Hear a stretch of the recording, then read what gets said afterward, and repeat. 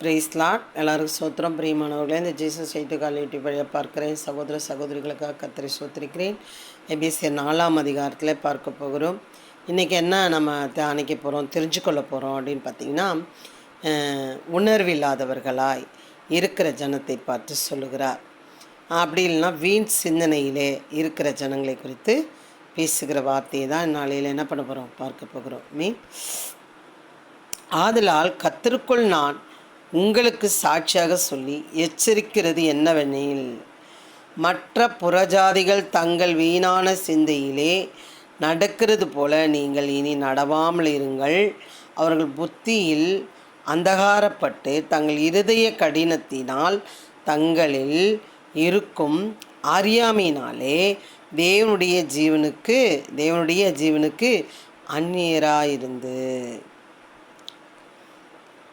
அவர் ஜீவனுள்ள தேவன் என்று அவர்கள் எப்படி இருக்காங்களாம், அறியாமையினாலே தேவனுடைய ஜீவனுக்கு அந்நியனாயிருந்து உணர்வில்லாதவர்களாய் சகல அசுத்தங்களையும் அவளோடு நடப்பிக்கும்படி தங்களை காம விகாரத்துக்கு ஒப்பு கொடுத்திருக்கிறார்கள்.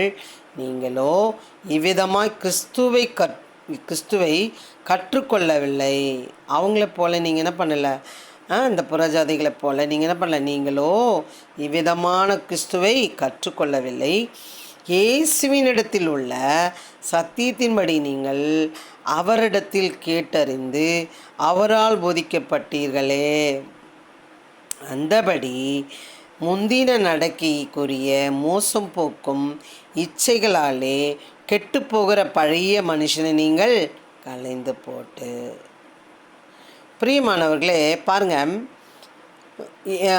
இதையும் படிச்சிடறேன். நீங்கள் உள்ளத்திலே புதிதான ஆவி உள்ளவர்களாகி, உள்ளத்தில் புதிதான ஆவி உள்ளவர்களால் மெய்யான நீதியிலும் பரிசுத்தத்திலும் தேவனுடைய சாயலாக சிருஷ்டிக்கப்பட்ட புதிய மனுஷனை தரித்து கொள்ளுங்கள். சரி, இது யார் சொல்லப்பட்டவதுன்னா பவுல் பேசுகிறார். நீ கிறிஸ்துவ அறிந்தவர்கள், நீ என்ன பண்ணிடக்கூடாது, புறஜாதியை ஃபாலோ பண்ணக்கூடாது, அவங்கள பார்த்து நீ என்ன பண்ணிடக்கூடாது, கற்றுக்கொள்ளக்கூடாது. அதனால தான் அவர் சொல்கிறார், அதெல்லாம் கர்த்தருக்குள் நான் உங்களுக்கு சாட்சியாக சொல்லுகிறது என்ன, சாட்சியாக சொல்லி எச்சரிக்கிறது என்னவெனில், மற்ற புறஜாதிகளை நீங்கள் வீணான சிந்தையிலே நடக்கிறது போல நீங்கள் இனி நடவாமல் இருங்கள். பிரியமானவர்களே, இது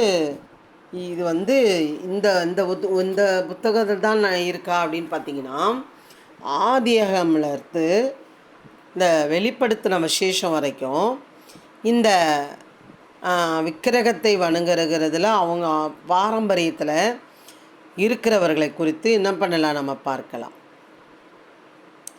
எப்படி இருக்கிறாங்களா அவங்க, மற்ற புறஜாதிகள் தங்கள் வீணான சிந்தைகளில் நடக்கிறது போல் நீங்கள் இனி நடவாமல் இருங்கள் என்றால், அவர்கள் என்ன பண்ணுறாங்க, புறஜாதிகளை பார்த்து அவங்க என்ன பண்ணுறாங்க, செய்கிறவர்களாக காணப்படுகிறார்கள்.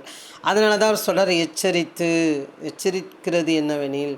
பிரியமானவர்களே, பழைய ஏற்பாட்டில் நம்ம பார்ப்போமானா, ஆபிரகாமுக்கு மன்னித்து கொள்ளுங்கள், சாலமோனுக்கு வேலைக்காரனாக அந்த ஆலயத்தை பழுது பார்க்க வந்த ஒரு எப்படி சொல்கிறதுனா, அவன் ஒரு கோத்திரத்தில் பிறந்தவன் தான். ஆனால் அவன் எப்படி வந்தான்னா, அது வேலை செய்யும்படியாக அந்த ஆலயத்தை பழுது பார்க்க அவன் வந்தவனாக, சரி பண்ணுகிறவனாக வந்தான். பேர் தான் யெரொபெயாம்.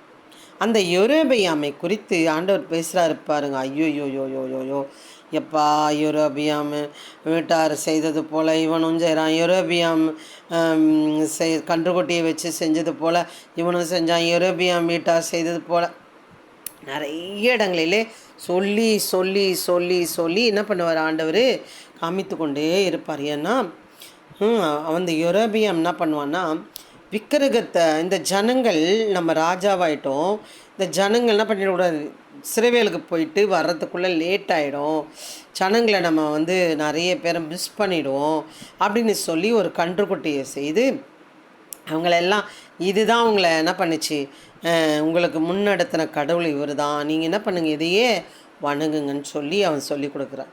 அந்த ஆரோனுக்கு அப்புறம் இப்படி என்ன பண்ணுறான், இவன் இப்படி செய்கிறான். அப்போ அந்த ஜனங்கள்லாம் ராஜா சொல்கிறது கேட்டாகணும்ல, போயிடுறாங்க. அப்போ பாருங்கள், அதே காரியம் எல்லா இடத்துலையும் ஜனங்க என்ன பண்ணுறாங்க, செய்து கொண்டே வருகிறார்கள். அப்போ பாருங்கள், அவர்கள் புத்தியில் அந்தகாரப்பட்டு தங்கள் இருதய கடினத்தினால் தங்களில் இருக்கும் அறியாமையினாலே தேவனுடைய ஜீவனுக்கு அந்நியராயிருந்து. அறியாமை, இன்றைக்கி அறியாமையிலே நிறைய பேர் என்ன பண்ணுறாங்க இருக்காங்க. நாங்கள் ஒரு வீட்டுக்கு போயிருந்தோம். அந்த வீட்டில் அவங்க வந்து என்கிட்ட பேசிகிட்டே இருக்காங்க. ஒரு சிஸ்டர் வந்து பேசிகிட்டே இருக்காங்க. சிஸ்டர், நீங்கள் வந்து சிறுபான்மையில் போயிட்டீங்க, அந்த லிஸ்ட்டில் வந்துட்டீங்க. நீங்கள் என்ன பண்ணுறீங்க, ஒரு நாளும் நீங்கள் நிறைய வாய்ப்புகளை, இந்த உலகத்திற்குரிய வாய்ப்புகளை நீங்கள் என்ன பண்ணுறீங்க, இழந்துக்கிட்டே இருக்கீங்க.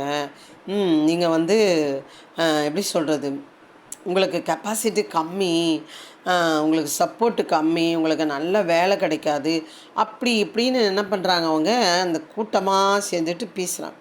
பிரியமானவர்களே, இந்த உலகத்தில் நாம் இருக்கும் வரை இந்த சரீரத்தில் இருக்கிற ஆவி ஆத்மா சரீரத்துக்குள்ளே ஆவி ஆத்மா இருக்கிறது. அது மறிக்குமான சரீரத்தை இங்கே என்ன பண்ணிடணும், போட்டுட்டு தான் போக முடியும். அது வரைக்கும் இந்த சரீரத்தை வச்சு கொண்டு என்ன பண்ணுறோம், ருசிக்கிறோம், ரசிக்கிறோம், சாப்பிட்றோம், அனுபவிக்கிறோம், எல்லாம் பண்ணுறோம் இல்லை. இப்போ பாருங்கள், இங்கே முடிஞ்சது இந்த உலக வாழ்க்கை. ஆனால் அவங்க ஒரு கூட்டமாக சேர்ந்துட்டு நீங்கள் என்ன பண்ணுறீங்க, இழந்து போகிறீங்க அப்படின்னு சொல்லி. ஆனால் நான் என்ன சொல்கிறது, இவங்க பரலோக ராஜ்யத்தை இழந்து போகிறார்கள். அறியாமையினாலே அப்பாவை என்ன பண்ணுறாங்க, இழந்து போய் கொண்டிருக்காங்க. அறியாமையினாலே தேவனுடைய ஜீவனுக்கு அந்நியராய் போனார்கள். உணர்வில்லாதவர்களாய் சகலவித அசுத்தங்களையும் அவளோடு நடப்பிக்கும்படி தங்களை காம விகாரத்துக்கு ஒப்பு கொடுத்திருக்கிறார்கள். பிரியமானவர்களே, உணர்வு கிடையாது, தேடணும். சில பேர் சாட்சி கேட்டிருக்கீங்களா, நான் தேடினேன் நிறைய பார்த்தேன், யார் உண்மையான கடவுள்னு தேடினேன், நான் சாக போகிறேன், எனக்கு உண்மையான கடவுள் யாரும் என்னோட பேசணும்னு. ஆண்டவர் வந்து உடனே அவங்களோட மரணத்திலிருந்து காப்பாற்றி பேசுகிற, நானே உனக்காக பலியான இயேசு கிறிஸ்துன்னு சொல்லி பேசுகிறதே நிறைய சாட்சியில் நம்ம கேட்கலாம். பிரியமானவர்களே, பாருங்கள், அப்போ அறியாமையினாலே அவர்கள் என்ன பண்ணுறாங்க இருக்கிறார், உணர்வில்லாதவர்களை சகல அசுத்தங்களை அவளோட நடப்பிக்கும்படி தங்களை காம விரத்துக்கு ஒப்பு கொடுக்கும். இன்றைக்கி யூடியூப் சேனலில் அடேடாப்பா, புடவை கட்டுறது, புடவை அவுத்து போடுறது, ஜாக்கெட்டோடு இருக்கிறது, பாவாடை இல்லாமல் இருக்கிறது, என்னென்னவோ அதனால் பின்னாடி மெசேஜ் இருக்கும். அந்த மெசேஜுக்கு மேலேயே என்ன பண்ணிட்டு இருக்குது, நம்ம அவங்களோட ஃபேஸை பார்த்தா என்ன ஆகும் ஏதாகும்னு என்ன பண்ணல, இல்லை உணர்வில்லை, அறியாமையினாலே இருக்கிறார்கள். அவர்கள் யார் எப்படியா இருக்கிறாங்கன்னா, தேவனுடைய ஜீவனுக்கு அந்நியராக இருந்து போனார்களாம். பிரியமானவர்களே, அவர்களை பார்த்து நீங்களோ இவ்விதமாய் கிறிஸ்துவை கற்றுக்கொள்ளவில்லை. நீங்கள் அப்படி கற்றுக்கொள்ளலை, கிறிஸ்துவை இப்படிலாம் கற்றுக்கொள்ளலை அப்படின்னு சொல்லுகிறார் பவுல். அப்போ பாருங்கள், இயேசு கிறிஸ்துவின் இடத்தில் உள்ள சத்தியத்தின்படியே நீங்கள் அவரிடத்தில் கேட்டறிந்து அவராலே போதிக்கப்பட்டீர்களே.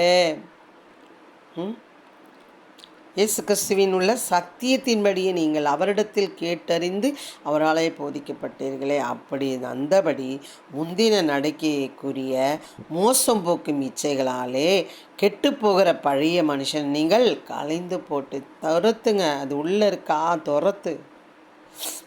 பாரம்பரியம், சில பேர் ரொம்ப பாரம்பரியம். தண்ணி கெட்டுறது, என் வீட்டில் தண்ணி கெட்டுறது, அவர் எதிர்க்க கேட்டுறாதப்பா. ஐயோ, அவர் எங்கள் வீட்டுக்காக இருக்கும்போது சாப்பாடு கேட்டுறாத, அவர் இருக்கும்போது எந்த பொருளும் கேட்டுறாத, பொழுது போனால் என் வீட்டை தட்டிடாத. இப்படிலாம் இருக்கிறாங்க கிறிஸ்தவங்க. நல்லா நம்ம வீட்டில் இருக்கிறத அப்படியே தூக்கிட்டு போகிறாங்களே நம்ம சொன்னோம்னா, நம்ம போய் கேட்குறோன்னு வச்சுக்கோங்களேன். அவங்க வீட்டில், நம்ம வீட்டில் பீரோவில் எங்கே நகை இருக்குது, எங்கே துணி இருக்குது, எங்கே வெள்ளி இருக்குது, எங்கே பொண்ணு இருக்குது, எங்கே பணம் வைக்கிறாங்கன்ற வரைக்கும் கண் கொத்திப்பா மாதிரி காக்கா மாதிரி பார்ப்பாங்க, கேடு கட்டவங்க. ஆனால் அவங்க வீட்டை போய் நம்ம என்ன பண்ணிடக்கூடாது, தட்டிடக்கூடாது. இப்படிப்பட்ட கிறிஸ்துவ கேடு கட்டவங்களாம் இருக்கிறாங்க. பிரியமானவர்களே, அவங்களாம் எப்படி இருக்கிறாங்களாம், அந்தபடி முந்தின நடக்கைக்குரிய மோசம் போக்கும் இச்சைகளாலே கெட்டு போகிற பழைய மனுஷனை நீங்கள் கலைந்து போட முடியாது அவங்க கடைசி வரைக்கும். ஏன்னா ஊறி போச்சு. நான் பார்க்காம சொல்லலை, நான் பல வருஷம் பார்த்துட்டு தான் சொல்கிறேன். பிரியமானவர்கள், இப்படிப்பட்ட ஜென்மங்கள்லாம் இருக்குது உலகத்தில், ஜென்மங்கள்லாம் இருக்குது. கர்த்தர் பார்த்துக்கொள்வார். அதனால் நம்ம வீட்டில் எல்லாம் ஆராயிறாங்களே அப்படின்னு போய் என்ன பண்ணிடக்கூடாது, உரிமையாக கதவு தட்டிடக்கூடாது. ரொம்ப கற்றுக்கணும் பாருங்கள். நம்ம பழைய மனுஷனை நீங்கள் கலைந்து போட்டு நீங்கள் உள்ளத்திலே புதிதான ஆவி உள்ளவர்களாகி. எப்படி ஆவி வரும்? புதிதான ஆவி வராது. வரவே வராது. உள்ளத்தில் புதிதான ஆவி கண்டிப்பாக வராது. இதெல்லாம் போனால் தான் வரும். மெய்யான நீதியிலும் பரிசுத்தத்திலும் தேவனுடைய சாயலாக சிருஷ்டிக்கப்பட்ட புதிய மனுஷனை தரித்து கொள்ளுங்கள். இதை தரிக்காவிட்டால் கர்த்தருடைய சத்தத்தை கேட்க முடியாது. கர்த்தர் என்ன சொல்ல வருகிறார் என்று அறிய முடியாது. நானே நிறைய அவரோட வார்த்தைக்கு மரியாதை இல்லாமல் போய் அடி உத வாங்கியிருக்கேன் பிரியமானவர்களே. அப்போ பாருங்கள், அப்போ சுத்தமாக அவங்களுக்கு கவனிக்கவே முடியலன்னா இப்படிப்பட்ட பாரம்பரியத்துலேயும் இப்படிப்பட்ட அறியாமைனாலும் அவங்க புறஜதி போலே கற்றுக்கொண்டு இருக்கிறவங்களுக்கு எப்படி காது கேட்காது. அதனால் மெய்யான நீதியிலும் பரிசுத்தத்திலும் தேவனுடைய சாயலை சிருஷ்டிக்கப்பட்ட புதிய மனுஷனை தரித்து கொள்ளுங்கள். பிரியமானவர்களே, இந்நாளில் அநேக கிறிஸ்தவர்கள் பாரம்பரியத்தில் ஊறினவர்கள் ஏகப்பட்ட பேர் இருக்காங்க. அதனால் அதுக்காக ஜெபிப்போமா? இப்படிப்பட்ட கட்டுகளிலேருந்து நுகத்திலேருந்து அநேக ஜனங்கள் விடுதலையாகணும். இப்படிப்பட்ட கிறிஸ்தவர்கள் என்ன பண்ணணும்? விடுதலையாகணும். ஜெபிப்போமா? ஆமாண்டவரே சோத்திரம் அப்பா. பாரம்பரியம் பொழுது போனால் செவ்வாய்க்கிழமை, வெள்ளிக்கிழமை, அதுக்கப்புறம் மற்றவங்க வீட்டில் போய் நல்லா உள்ள ஆராய்ஞ்சு கலாட்டா பண்ணுறது. ஆனால் அவங்க வீட்டில் போய் நம்ம என்ன பண்ணிட முடியும்? ஒரு பூண்டு கூட வாங்க முடியாது. இப்படிப்பட்ட கிறிஸ்தவர்கள் மனமாறும்படியாக நாங்கள் செபிக்கிறோம். ஆண்டவரே, எங்கெல்லாம் இப்படிப்பட்டவர்கள் இருக்கிறார்களோ அவங்கெல்லாம் இருதயத்தை நீ சீர்படுத்துவீராக.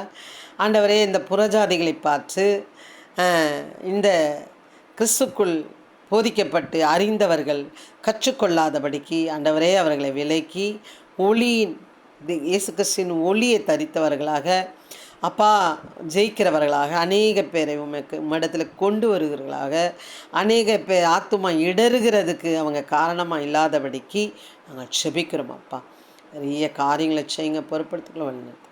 இயேசு கிறிஸ்து நாமத்தில் ஜெபிக்கிறோம் நல்ல பிதாவே. ஆமென். அல்லேலூயா.